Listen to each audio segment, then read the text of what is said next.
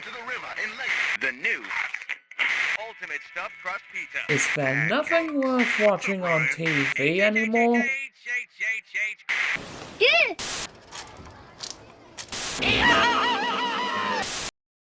No, thank you! Are you ready to play with your balls? Wait, what was that last one? Oh my god, I found it!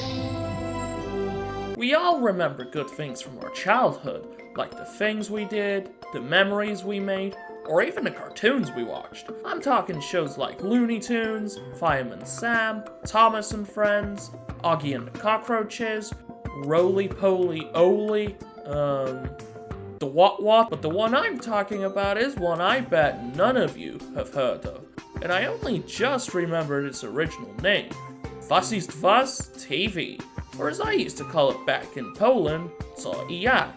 It's your basic educational series that focuses on different topics, kind of like the Magic School Bus, both its main stars being a blue question mark, red exclamation mark, and yellow full stop respectively.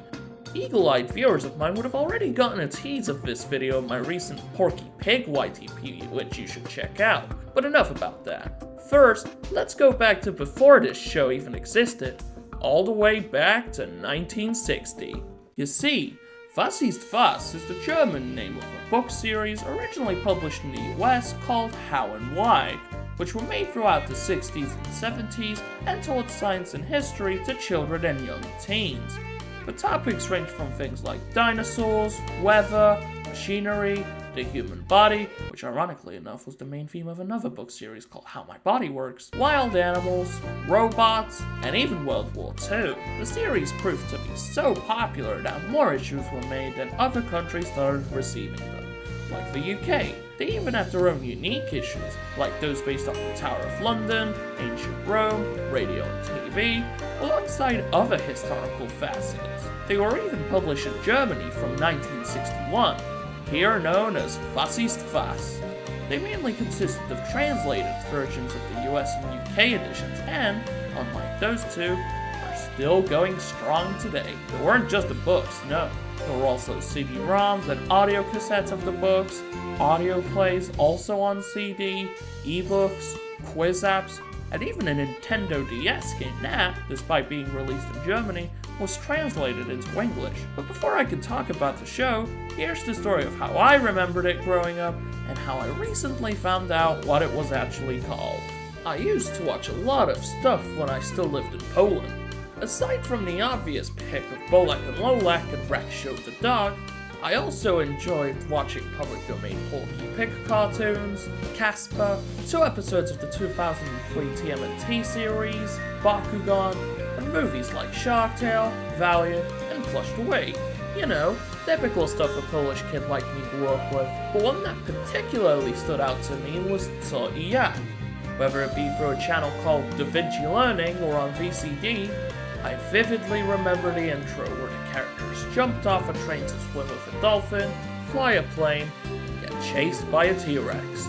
But ever since me and my family moved to the UK in 2012, I only remembered vague details about the show, despite me remembering the name, until recently. I was just minding my own business when I decided to try searching for that show again after all this time. I typed in Co I Jak program into Google, clicked the result, and found this.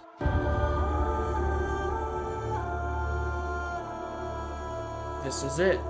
The very appearances of the blue question mark, red exclamation mark, and yellow dot that were the only things I remembered about that show. Seeing them again after all this time almost filled me with a sense of finality that my quest was over. But no, I just had to find that show by any means necessary. So after more research by putting that image through Google Lens, everything eventually came back to me. But let us now move on to 2001, where he decided to adapt the beloved books into a TV series called Was ist was TV. It premiered on October 6th on Super RTL, where it ran for 26 episodes until April 2002.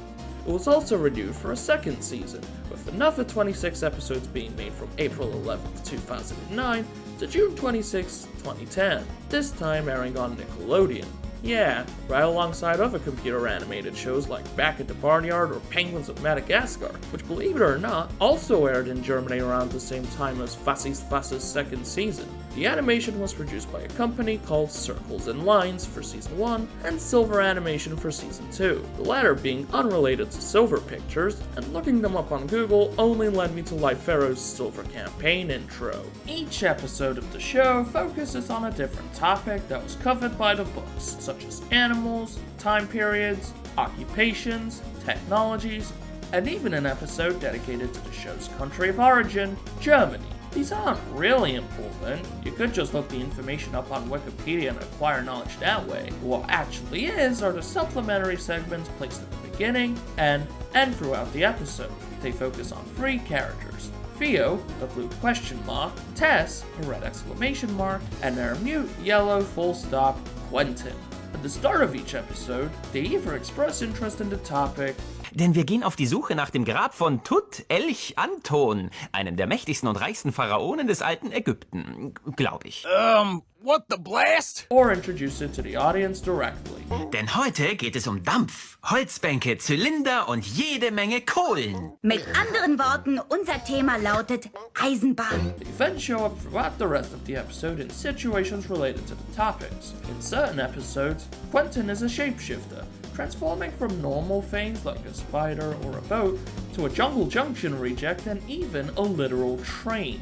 Sometimes, their antics smoothly transition into the next scene of the documentary parts. One characteristic of Theo, from what I've seen, is that he always acts as if he's the straight man and professional, but is actually incompetent. Take, for example, the Criminal Investigation episode, an episode that, by the way, features actual guns on a children's show, where Theo is trying to solve the mystery of who ate the cookies. Als Hobbydetektiv ertappe ich jeden. Sieh dich also vor. Ich werde dir heute nämlich lückenlos nachweisen, dass du meine Kekse gegessen hast. Only for them to be hiding the whole time. Regel Nummer 1 für einen Hobbydetektiv. Immer erst feststellen, ob wirklich etwas weggekommen ist. Another characteristic of Tess is that she likes to sing, much to Theo's displeasure, to the tune of popular music, such as Wannabe by the Spice Girls. Ich habe keine Angst, Angst habe ich nicht. Der bösen, fiesen Mumie lach ich ins Gesicht. And Baby One More Time by Britney Spears. 1, 2, 3. Was? Wenn man mit der Bahn fährt, dann ist das eine Reise wert, Reise wert. The film and TV episode also shows how this show is made. From the voice recording process featuring actors Jacob Breidel and Anna Carlson, to even how the characters are animated similarly to the Donkey Kong Country cartoon. At the start of the episode, Tess gets told not to sing in it, Die wollen mich schon wieder nicht singen lassen in dieser Folge. and yet does it anyway, scaring away the real people they're interacting with. Back in the day, viewers could also submit questions that will be later explored in depth, either by mail, fax, text message, or email, in what would become a precursor to the first season of Super Planet Dolan. The show would also be dubbed in English, airing on DaVinci Learning TV channels across the globe, and even TVB Pearl in Hong Kong. Only a few clips of the dub have surfaced on YouTube, and from what I've seen, both seasons apparently have different voice actors for Theo and Tess. Have a listen. I'll just peel the onions and then... Yes, why don't you keep going? This onion reminds me of a scientific survey in Burkina Faso. Gladiators use swords like these to fight in an arena in front of thousands of people. Thousands of people? In an arena? I don't know who voiced Theo, Tess, or the narrator in this dub, but if you do, let me know in the comments below. DVDs of the TV series would also be released, which contains both English and German audio. If I could get my hands on them, and my computer would actually play nice with the Blu-ray drive, I would actually post some episodes of the English dub on YouTube, provided copyright doesn't come for me. Speaking of, There's more episodes of the original German version available online than English, which was the footage you've been seeing throughout this video. They're either unaltered uploads of Season 1 episodes, or even cow-pitched Season 2 episodes. Aside from that, the series is also available on Amazon Prime and Apple TV in Germany. In fact, the more I look at this, the more it reminds me of Fireball, a computer-animated series of shorts that aired on Disney Channel exclusively in Japan, and it only recently became available in English on Disney Plus, again in Japan. Clips of the shorts also appear on YouTube, and in a twist of fate, the name of the two robot characters are also in German, Drossel von Flügel and Gedächtnis. As for the Polish version, it hasn't aired on TVP1 or DaVinci Learning since 2016, though a few episodes were made available on VCDs. Try as I might, I couldn't find any Polish dubbed episodes online as I'm writing this script, even though I finally remembered them. Maybe someday I'll be able to re-experience these childhood memories, but for now, I'm going to have to enjoy them in their native language. In the years since the last episode of the show aired in 2010, Theo, Tess, and Quentin kind of stuck around and became the de facto mascots of Was ist was. However, they have since received a redesign that is not as bad as what the Backyardigans have been up to recently, but not as recognizable as they used to be. And that was Was ist was TV.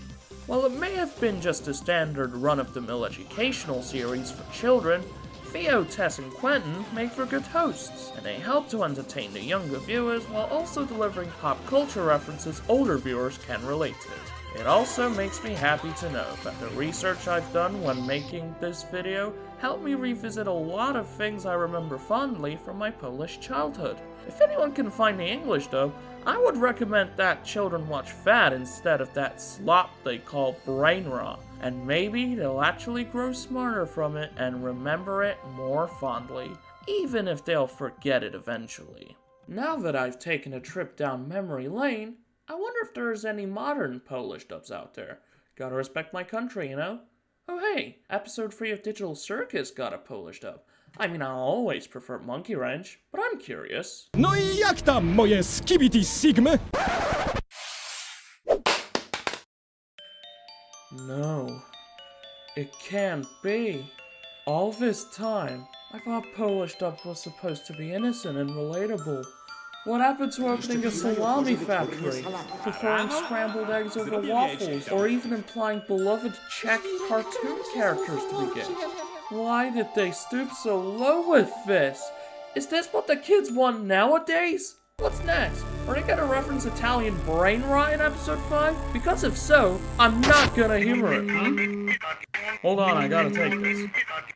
Hello? What's that? The Russian dub of episode 5 references Skibbity Toilet again?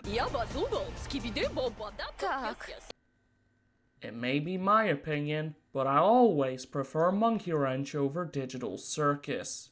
What? Amigote, pendejo!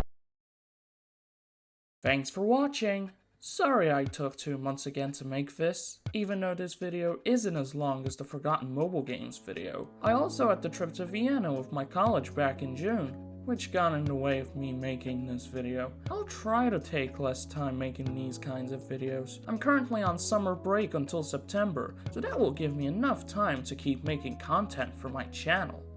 If you'd like to see it, like the video, subscribe to my channel, and check my other content out. See you all later, and don't forget to stay bricky.